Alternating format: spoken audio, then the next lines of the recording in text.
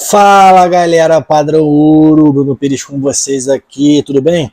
Espero que todos estejam, deixa eu ajeitar aqui a juba, espero que todos estejam maravilhosamente bem. Voltamos com mais um vídeo, pessoal. Eu tenho me organizado para conseguir postar os vídeos semanais, estou me organizando para aumentar a frequência das postagens dos vídeos. Eu tinha já uns 2 vídeos prontos para soltar, mas aconteceu uma coisa que eu vou falar com vocês rapidamente, que eu não pude soltar o vídeo, tive que deletar um outro vídeo e tenho outros recados para dar para vocês. O nosso tema de hoje é para falar sobre o paciente bomba relógio e os cuidados que vocês têm que ter nessas situações. Afinal, o que é o paciente bomba relógio? Vou explicar para vocês isso, dar algumas dicas que vocês devem pensar e sempre praticar, colocar em prática para não dar mole aí ao longo da carreira de vocês, certo? Então chega de enrolação, let's bora pro vídeo. Chama que vem.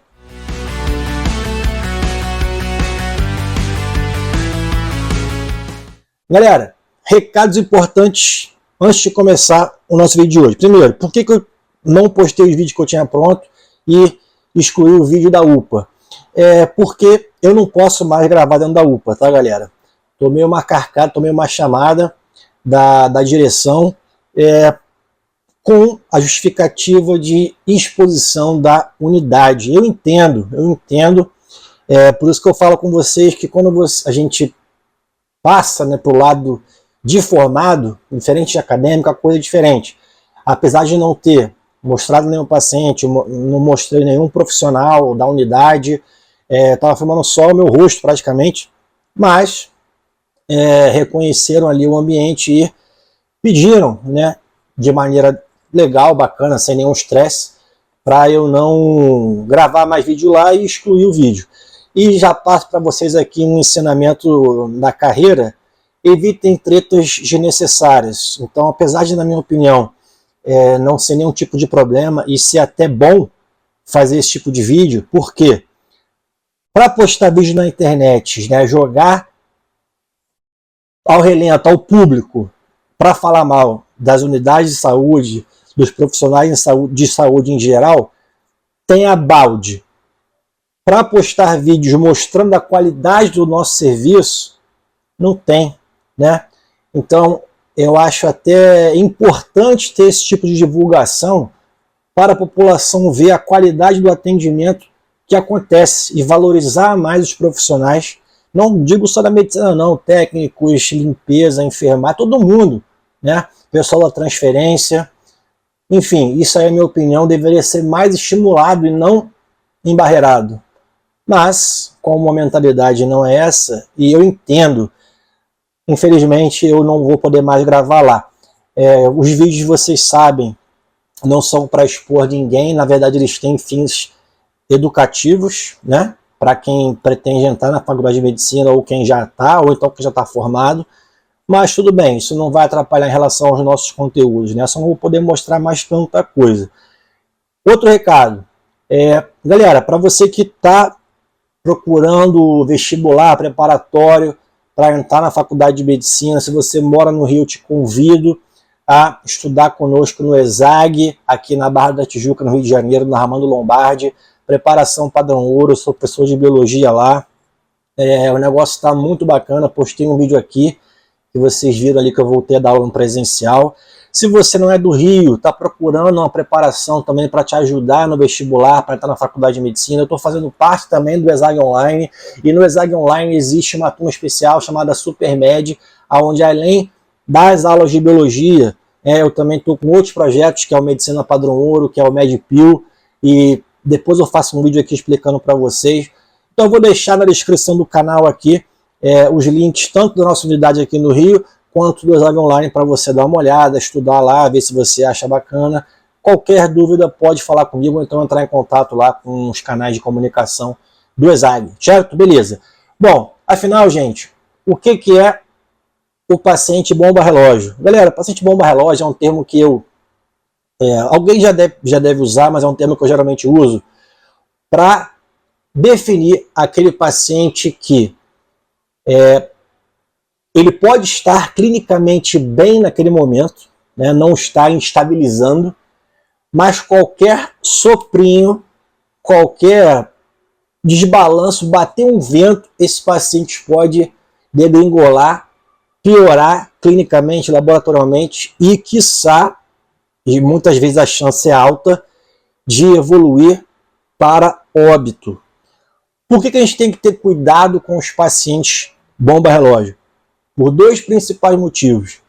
Primeiro, levar em consideração isso no critério de decisão em relação para que destino esse paciente vai, em que sentido? Você vai liberar esse paciente para casa para realizar um tratamento ambulatorial, você vai indicar uma internação ou deixar o paciente em observação na sala vermelha ou na sala amarela, ou você vai indicar um CTI. Então, isso é muito importante. E, claro, isso vale muito para o serviço público, né? Porque no serviço particular vocês vão ver que muitas vezes o paciente, apesar de até ser bomba-relógio, mas, por exemplo, não tem indicação de ser internado, mas aí arruma uma justificativa para internar o paciente para poder ocupar leito, né? Aí é que em relação a serviço particular, é outra história, né? O que não é legal também, inclusive por isso que eu também não curto muito mais trabalhar em hospital particular, não é o papo de hoje, beleza? Bom, mas afinal, deixa eu aprofundar mais, dissecar mais para vocês do que é o paciente bomba-relógio. Por exemplo, acontece muito quando você vê um paciente que já tem diversas doenças crônicas, de longa data, que muitas vezes já teve, né, eventos que danificaram, lesionaram órgãos-alvo. Por exemplo, o paciente é hipertenso, diabético, tem doença renal crônica, quase dialítico, já teve infarto agudo do miocárdio, colocou 1, 2 stents, já teve revascularização, paciente tem arritmia. Então esse é um paciente que é bomba-relógio no aspecto cardiovascular renal.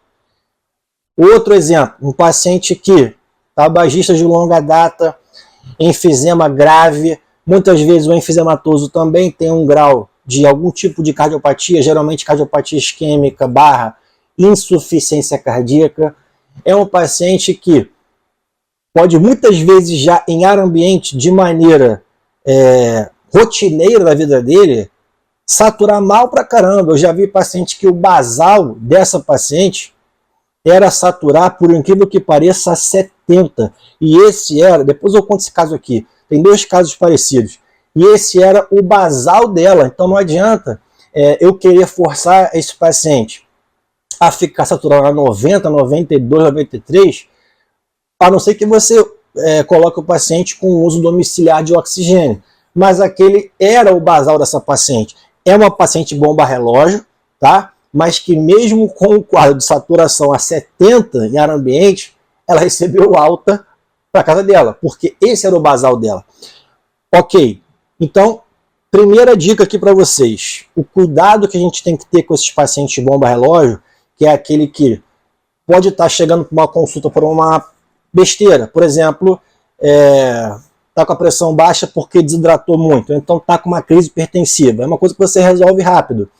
Mas, nesses casos, pacientes bomba-relógio, vale muito a pena a gente olhar com carinho, justamente para, se você for liberar esse paciente para o domicílio, você tem que estar muito certo disso.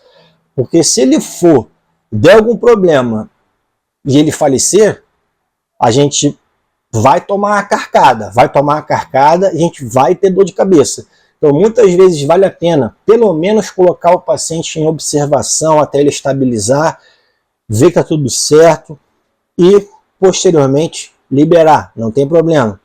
Um outro ponto, na decisão também de para onde a gente vai encaminhar esse paciente, caso a gente decida optar por uma observação / internação, também é importante. Claro, se o paciente já chega muito grave, óbvio que você vai internar esse paciente no leito de terapia intensiva, mas esse cuidado de onde você vai direcionar o paciente vai cair muito numa situação em que o paciente bomba-relógio ele vem no atendimento por um motivo simples, mas que devido ao contexto da saúde dele, pelos exemplos que eu falei aqui, ele pode instabilizar e acabar falecendo. Por exemplo, um paciente que tem doença renal crônica, grau pré-dialítico, cardiopata, diabética e está com um quadro de hipotensão / infecção urinária. O que acontece? Esses pacientes, isso é um quadro até simples de resolver. Infecção urinária, se não for uma sepse, né? Uma infecção urinária, cistite aguda, tá? Não digo nem quadro de sepse, não. Então, beleza. Tira a hipotensão, tá só com uma cistite aguda. É um paciente que, mesmo sendo uma cistite aguda, devido a essas diversas lesões de órgão-alvo, ela pode, por exemplo, evoluir com uma lesão renal aguda, ficar urêmica, rebaixar o sensório e acabar tendo indicação de uma prótese ventilatória. Então, é um motivo de consulta inicial simples, mas que devido ao contexto e o potencial de gravidade do quadro, vale a pena você ter um carinho na hora de escolher o leito desse paciente na internação. Isso vai ser muito importante justamente para, claro, dar o suporte adequado necessário para o paciente e resguardar o paciente e vocês, nós, caso aconteça algo pior e você foi cauteloso, não foi imprudente na decisão. E a principal dica em relação a esses pacientes agora é sempre explicar o quadro, a potencial gravidade para o paciente bomba-relógio e principalmente para os familiares. Por quê? Porque os familiares, galera, muitas vezes vão falar assim, ah, mas ele tá bem, você vai internar ele no CTI, CTI não, ele tá bem. Ou então, ah, você vai interná-lo, poxa, deixa ele para casa, ele tá bem. Esse estar bem, eu entendo e quero explicar para vocês o seguinte, a família se acostumou com aquele quadro crônico do paciente, que muitas vezes, por exemplo, essa paciente que eu falei, ela não está bem, brother. Ela está saturando a 70 em ar ambiente, ela não conseguia nem terminar uma frase direto, porque ela cansava. Só que esse era o basal dela, ela não conseguia nem fazer muito esforço, subir um lance de escada sem se cansar muito. Mas para a filha, quando ela foi de alta, né, a filha falou, não, ela está bem. Ela não está bem, tá longe de estar bem. Só que esse estar bem é estar estável dentro do possível para aquela situação. Esse é o estar bem que o familiar acha, né?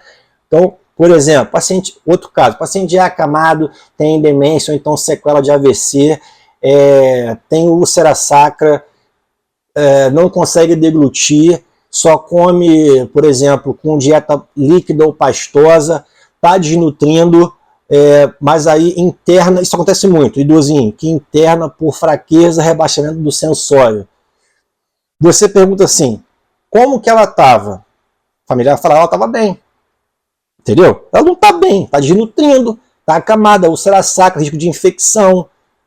Mas para o familiar, o paciente está bem. Né? Por quê? Porque estava estável.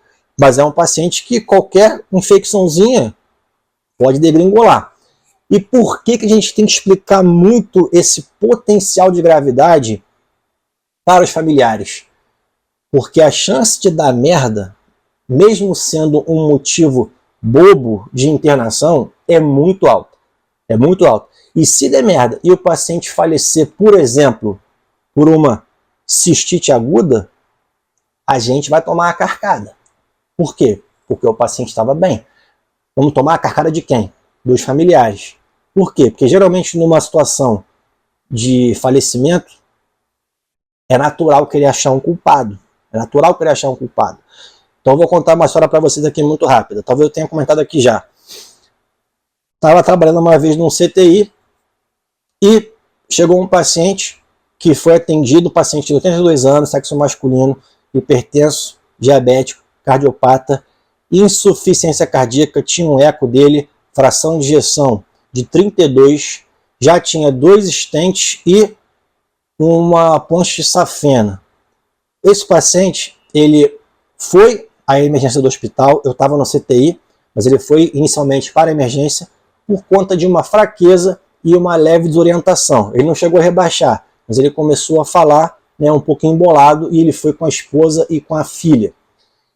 Ok, a médica da emergência atendeu, solicitou exame de sangue e de urina, o paciente estava com uma cistite aguda e uma hiponatremia, estava com sódio de 120. Ok, beleza. Esse paciente, ele pode ser liberado para casa? Não, por que não? Está com uma cistite, tem que ser tratada, mas não só apenas pela cistite, mas principalmente pela união da cistite com a hiponatremia de 120, por mais que ela seja crônica.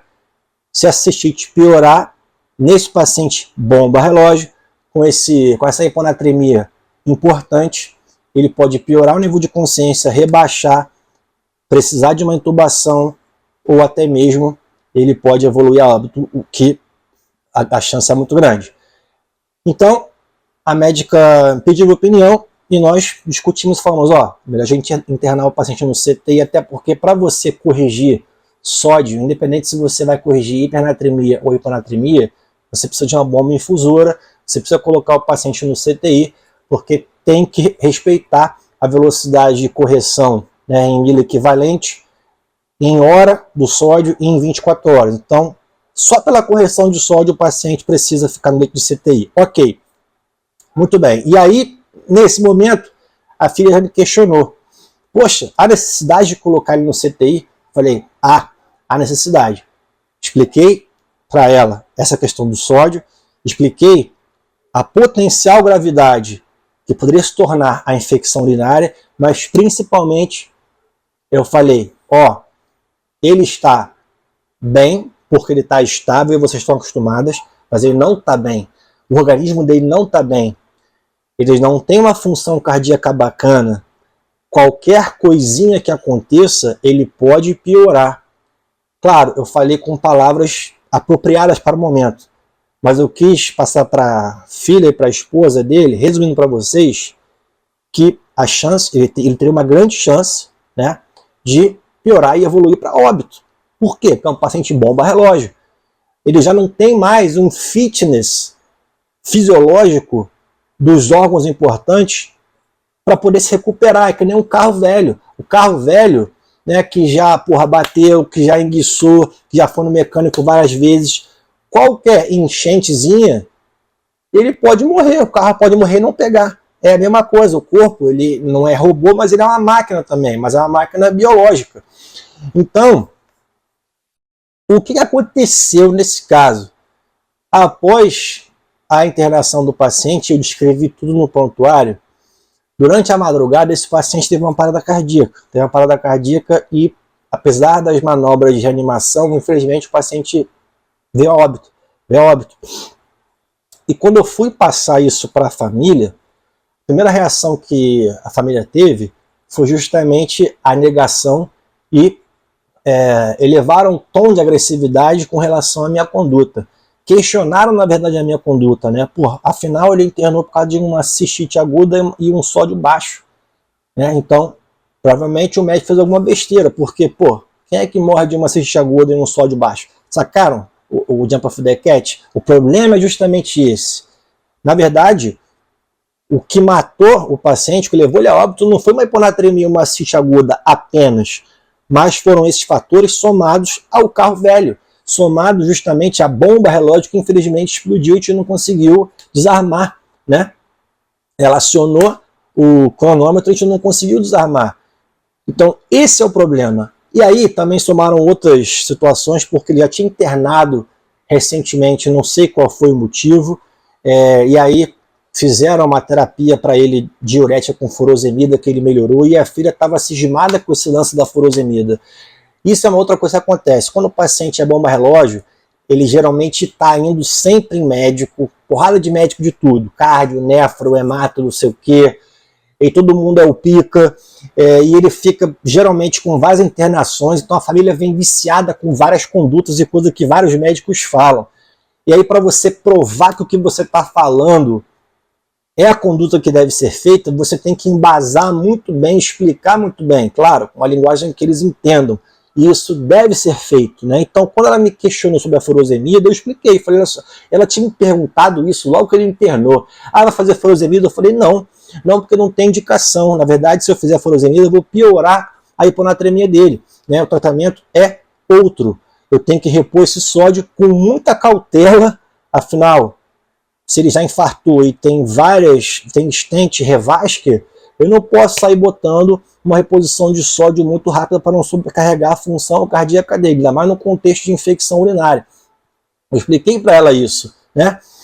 No fim das contas, pessoal, o que aconteceu? Essa negação deles, no primeiro momento, chegou ao ponto de querer, por exemplo, me processar, né, ou me denunciar no Conselho do Rio de Janeiro, no CREMERGE, por imperícia, por exemplo, né? Não imprudência, porque eu entrei no CTI, e não negligência, porque eu não me neguei a atender, mas por imperícia, né?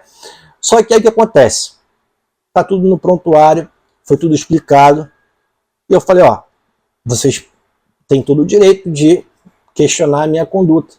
Se vocês quiserem levar isso à frente em relação a dar entrada no conselho, podem seguir com isso. Afinal, eu expliquei para vocês tudo, está tudo no prontuário, eu fiz tudo dentro do que é recomendado pela Faculdade de Medicina, pelos guidelines, enfim. Paciência. Ok, isso não foi para frente, eu não sabia, mas isso não foi para frente, por quê? Porque depois de cerca de um mês e meio, eu fui almoçar no restaurante, perto de onde eu morava, na frente do prédio onde eu morava. E aí eu encontrei com a filha e a esposa que estavam numa mesa, né, desse paciente. E aí o que acontece? Eu olhei eles, fiquei na minha, a filha ia falar comigo, eu falei, porra, ferrou, né, já era. Mas ela falou, pô Bruno, lembra de mim? Eu falei, lembro, claro. Não, me desculpa, aquela minha reação naquele momento, você foi super atencioso, você explicou tudo, realmente meu pai estava muito debilitado, por mais que ele tenha entrado por uma besteira, mas aconteceu o pior, no momento a gente ficou desesperado, triste, a gente queria arrumar um culpado. Eu falei, não, tudo bem, não tem problema. Perceberam? Então, ainda tem outra coisa. Quando o paciente piorar, quando o cenário ficar piorando, começou a dar merda, não se afasta da família, não se afasta, não tome uma decisão de evitar contato com a família. Por mais que a família questione, quebre pau, não vá agressivo, deixa falar, depois você começa a colocar as coisas com calma, mas não se afaste, não se afaste. Por exemplo, por mais que eles estivessem ali metendo pau em mim, eu não simplesmente falei, então é isso, então valeu, tchau. Não, tá, beleza, é isso, mas ó, eu te expliquei isso. Então, se eu virasse as costas e me afastasse, eu ia piorar muito mais a situação. Aquele foi o momento que ela perdeu o pai, né? Se fosse no meu caso. Claro, eu não ia reagir assim porque eu sou da área, né? Mas eu entendo a situação. Mas nós temos que nos respaldar. Por quê? Porque tem outras pessoas que poderiam colocar isso para frente, né? Ou então tem gente realmente que tem má fé e pode querer ganhar um dinheiro em cima disso, ou simplesmente pode querer prejudicar. E a gente ralou muito para entrar na faculdade, para terminar a faculdade, para se estabelecer na carreira. A gente, nessas situações, a gente que faz medicina padrão ouro, a gente não merece ter algum tipo de problema com relação à nossa profissão. Certo? Beleza? Recado dado. Espero que tenham gostado aí dessas dicas. Então, cuidado, galera. Cuidado com os pacientes bomba relógio. Critério com as decisões em relação à conduta, para onde esse paciente vai para casa, vai internar, vai colocar observação, enfermaria, CTI. Explica para o paciente as coisas, caso ele seja lúcido ou esteja lúcido, tenha a condição de entender, mas principalmente explique para os familiares, ok? Beleza? Espero que tenham gostado. Desejo uma boa semana para vocês e beijo do fundo do ventrículo esquerdo. Nos vemos nos plantões por aí.